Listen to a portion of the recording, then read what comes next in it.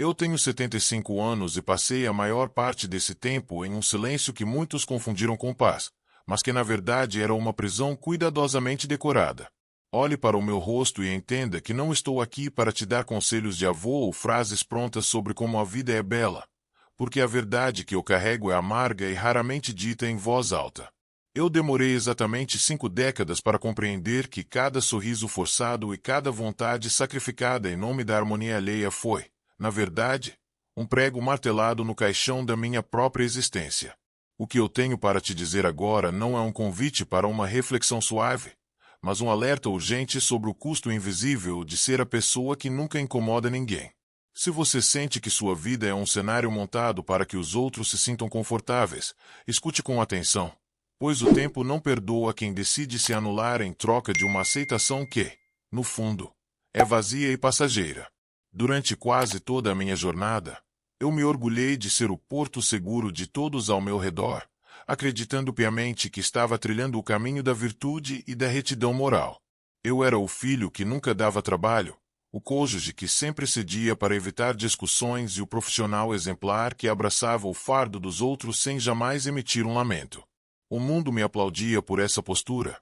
Eu recebia elogios por ser uma pessoa maravilhosa e recebia tapinhas nas costas pela minha paciência infinita. Eu seguia todas as regras não escritas da boa convivência, acreditando que, ao garantir a felicidade e a estabilidade de todos os que me cercavam, eu estava construindo uma reserva de gratidão e segurança para o meu próprio futuro. Parecia o jeito certo de viver, uma forma altruísta e responsável de honrar meus compromissos e manter minha família e meu emprego sob um controle harmonioso e constante. No entanto, essa normalidade que eu exibia para o mundo era uma mentira silenciosa e corrosiva, alimentada pela expectativa social de que o sacrifício pessoal é a maior prova de amor. Eu me convenci de que meus desejos eram secundários e que a minha identidade era definida pelo quanto eu era útil para os propósitos alheios. Eu não percebia que, ao aceitar todos os conselhos bem-intencionados sobre como ser bom e prestativo, eu estava apenas me tornando um acessório na vida das outras pessoas. A vida seguia em um fluxo previsível, e eu me sentia seguro na minha bolha de aprovação constante, sem notar que cada sim pensado me afastava um passo a mais de quem eu realmente era. Eu era o homem que todos queriam por perto, mas eu mesmo já não me reconhecia quando me olhava no espelho no final do dia. Essa aceitação externa era o anestésico que me impedia de sentir o peso do tempo que eu estava perdendo. O choque de realidade não veio com o estrondo, mas com o silêncio ensurdecedor de um quarto de hospital após uma complicação cardíaca que quase me levou. Naqueles dias de recuperação, deitado sob a luz branca e fria, eu esperei que a rede de gratidão que eu julguei ter tecido por décadas se manifestasse em forma de uma presença que preenchesse o vazio. Mas o que vi foram visitas rápidas, consultas de relógio e conversas sobre como a minha ausência estava desorganizando a rotina deles. As pessoas não estavam ali pelo homem que eu era, mas pela função que eu exercia. Elas sentiam falta do facilitador, do resolvedor de problemas, do pilar que nunca balançava. Pela primeira vez, o peso do meu silêncio habitual se transformou em uma barreira que me impedia de gritar que eu estava apavorado e profundamente só. Foi nesse intervalo entre os bips dos aparelhos que a ficha caiu com uma força devastadora. Eu havia construído um personagem tão perfeito que ninguém ao meu redor sabia como lidar com a minha vulnerabilidade. Eu olhava para os rostos conhecidos e percebia que eles amavam a conveniência que eu proporcionava, não a essência que eu havia enterrado para não incomodar. O funeral de um grande amigo, ocorrido pouco tempo depois, selou essa percepção quando ouvi os elogios fúnebres focados apenas no quanto ele era prestativo e nunca dizia não. Percebi que, se eu morresse ali, meu legado seria apenas uma lista de serviços prestados e favores concedidos, sem que ninguém pudesse citar um único desejo autêntico que fosse só meu. O silêncio que se seguiu àquela cerimônia não foi de respeito. Foi o silêncio de uma existência que não deixou rastros de si mesma, apenas de serventia. Aquele vazio sensorial, o cheiro de antisséptico e a visão das cadeiras vazias na maior parte do dia, me fizeram entender que a finitude é um ajuste de contas individual. Ninguém pode morrer por você, assim como ninguém pode viver as suas verdades se você decidir escondê-las para manter o sorriso alheio. Eu percebi que, ao tentar ser tudo para todos, Eu acabei não sendo ninguém para mim mesmo. E o tempo, esse juiz implacável, não me daria crédito pelas horas que eu doei por medo de ser rejeitado. O evento catalisador não foi a doença em si, mas a percepção de que o palco estava vazio e as luzes estavam se apagando, enquanto eu ainda esperava a permissão de alguém para começar a interpretar o meu próprio papel.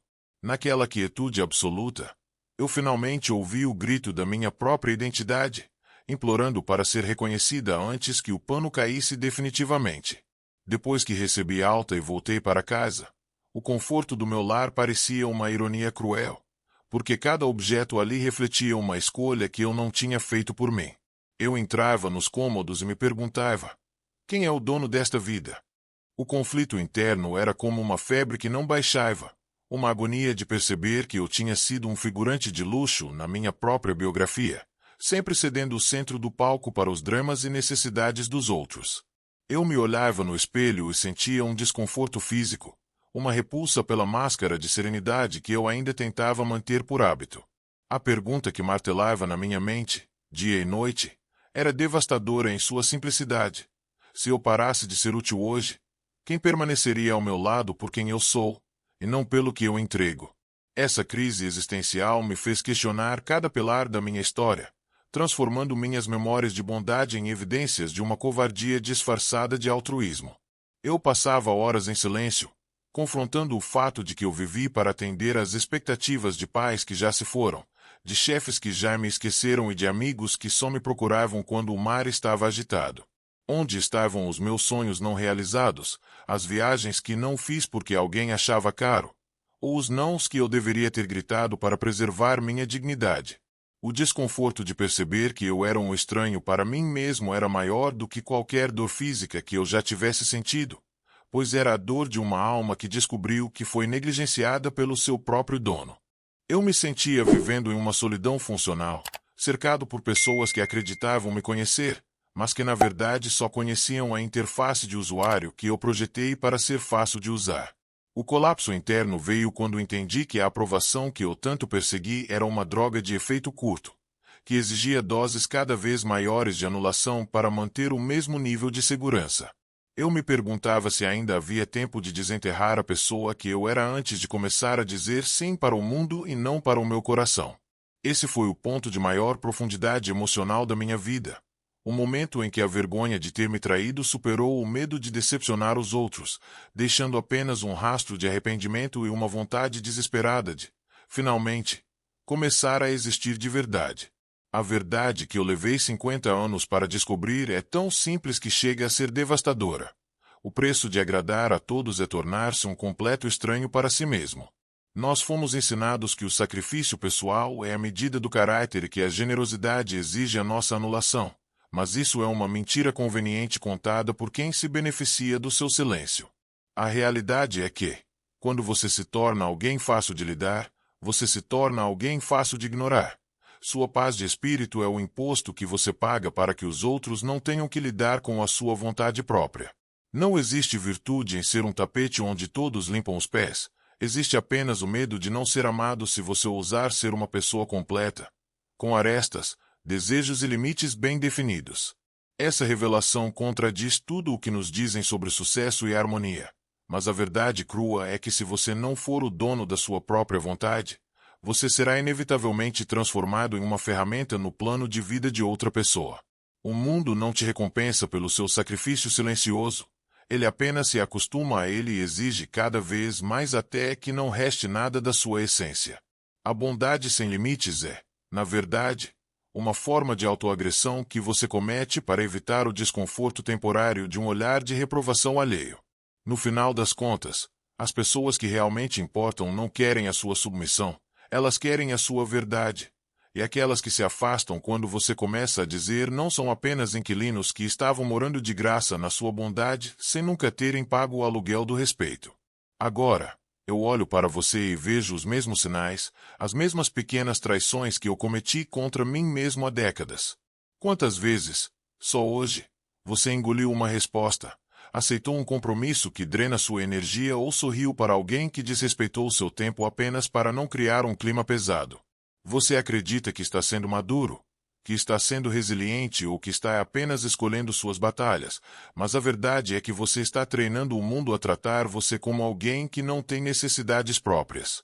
Se você fechar os olhos por um momento e projetar sua vida daqui a 20 ou 30 anos, quem você vê? Será uma pessoa realizada ou apenas o espectro cansado que acumulou posses e elogios, mas que sente um vazio imenso toda vez que a casa fica em silêncio e as máscaras caem? O futuro que te espera, se nada mudar agora, é exatamente o meu presente de arrependimento. Uma vida cheia de pessoas que amam o que você faz por elas, mas que não fazem ideia de quem você é quando não está servindo.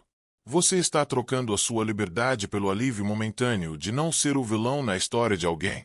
Mas já parou para pensar que está sendo o vilão na sua própria história? Cada sim que você diz por medo de desapontar um chefe, um parceiro ou um amigo é um tijolo a mais na muralha que te separa da sua própria alma. Você realmente quer chegar aos 75 anos e perceber que sua vida foi uma obra escrita por terceiros, onde você não teve sequer o direito de revisar o roteiro? A conta desse conforto social vai chegar. E eu te garanto, o saldo de aprovação alheia não serve para pagar o custo de uma vida desperdiçada. Você não precisa chutar o balde ou romper com todas as suas relações amanhã, mas precisa começar a suportar o desconforto de não ser a pessoa favorita de todo mundo o tempo todo. A orientação prática que eu te dou, com a autoridade de quem já não tem tempo a perder, é que você comece a praticar a honestidade nas pequenas coisas, aquelas que parecem sem importância, mas que definem o seu valor próprio. Quando alguém te pedir algo que você não quer dar, experimente dizer não posso ou não quero, sem inventar uma desculpa elaborada para se justificar. Aprenda a conviver com o silêncio constrangedor que vem depois e perceba que o mundo não acaba porque você impôs um limite. Pelo contrário, é nesse limite que a sua verdadeira vida começa a respirar. Seja egoísta o suficiente para possuir a sua própria alma e entenda que a decepção alheia é um preço pequeno a pagar pela sua liberdade de ser quem você realmente é, sem máscaras ou concessões. Hoje, aos 75 anos, eu olho para trás e vejo um rastro de 5 décadas que parecem um borrão de conformidade e silêncio. Foram 50 anos pagando as faturas emocionais de todos ao meu redor, garantindo que ninguém se sentisse desconfortável enquanto eu mesmo me afogava em uma oceanidade de obrigações vazias. Recentemente, comecei a viver sob as minhas próprias regras, e a diferença é gritante. Nestes poucos anos de verdade, eu senti mais o gosto da vida do que em todo o meio século anterior. Eu acordo e não sinto mais aquele peso no peito de ter que performar para o mundo, mas o arrependimento de não ter começado essa revolução pessoal aos 30 ou 40 anos é uma sombra que me acompanha todos os dias. Eu não sinto pena de mim mesmo, pois a escolha foi minha, mas sinto uma urgência lúcida de te dizer que o tempo é um recurso que não aceita reembolsos por bom comportamento. O contraste entre as décadas de erro e os poucos anos de autenticidade me mostra que a vida real só começa quando você para de pedir permissão para ser você mesmo. Eu vivi muito tempo acreditando que a velhice me daria automaticamente a coragem de dizer não, mas a verdade é que a coragem é um músculo que se atrofia se não for usado. Agora, meu tempo é curto e minhas decisões são rápidas, porque eu já não tenho o luxo de desperdiçar meses em situações que não me pertencem. Eu vejo as pessoas que eu tanto temia decepcionar e percebo que elas seguiram suas vidas, com ou sem a minha submissão. O único que realmente perdeu algo fui eu, que deixei de viver a minha própria história para ser o figurante na delas. Essa clareza dói, mas é a dor que me mantém vivo e alerta para não desperdiçar nem mais um segundo do que me resta com a aprovação de quem não caminha ao meu lado no escuro. Eu paguei a conta de todo mundo por 50 anos, fui o fiador da felicidade alheia. Quando o saldo da minha própria vida chegou ao fim, eu descobri que as moedas de aprovação não compram um segundo sequer de tempo recuperado. Hoje, a conta final chegou para mim e eu estou aqui, olhando nos seus olhos, para te dizer que o saldo da conveniência é sempre o vazio. O tempo não vai desacelerar para que você crie coragem, e ninguém virá bater à sua porta para te dar a permissão oficial de começar a viver por si mesmo. Na próxima vez que alguém exigir o seu sacrifício em troca de um sorriso ou de um silêncio confortável, o que você vai escolher dizer? Você pode continuar pagando esse preço caro até não sobrar nada de você, ou pode assumir o risco de ser livre agora. Se esta mensagem ressoou no seu peito, talvez seja o momento de compartilhar essa verdade com alguém que também está se anulando, ou de deixar um comentário assumindo o compromisso de, finalmente, dizer o seu primeiro não verdadeiro.